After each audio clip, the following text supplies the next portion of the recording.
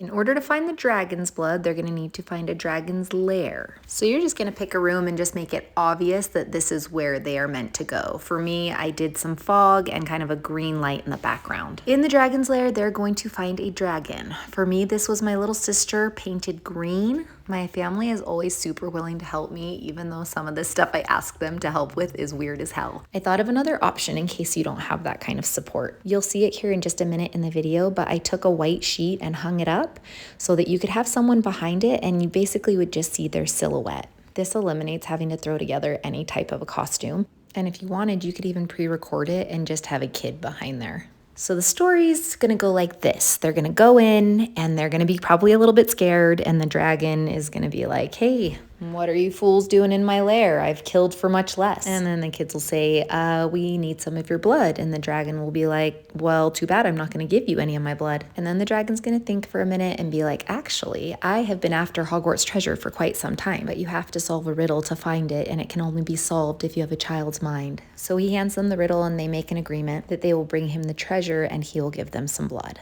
So they're gonna open the riddle and this is what it says.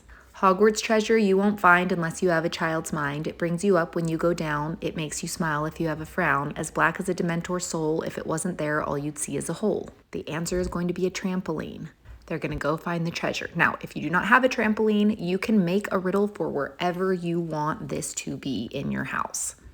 They're going to bring in the treasure chest and they're going to open it to find one of these, a dig kit. This is the one I bought because it was the cheapest, and I think it came with like 10 or 11 gems.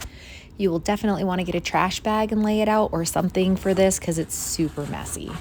You're going to want to spray a little water on it first. That just kind of helps it so that it moves along a little bit quicker. But I don't think it needs to be rushed. The kids actually really enjoy doing this kind of stuff. But yeah, they're just gonna dig and get the treasure out so they can bring it to the dragon. You can do this in a couple of ways. You could either have them go one at a time, and then as soon as they collect a gem, they move out of the way and the next kid comes. Or you could have a few digging at once. You would just need to get a couple more of those like wooden picks or whatever so they could do it at the same time. Once again, the kids really liked this, but if you wanted to completely bypass this part, you could just buy some gems and have them already in the treasure chest. So after just a little bit of digging, we have Hogwarts treasure ready for the dragon.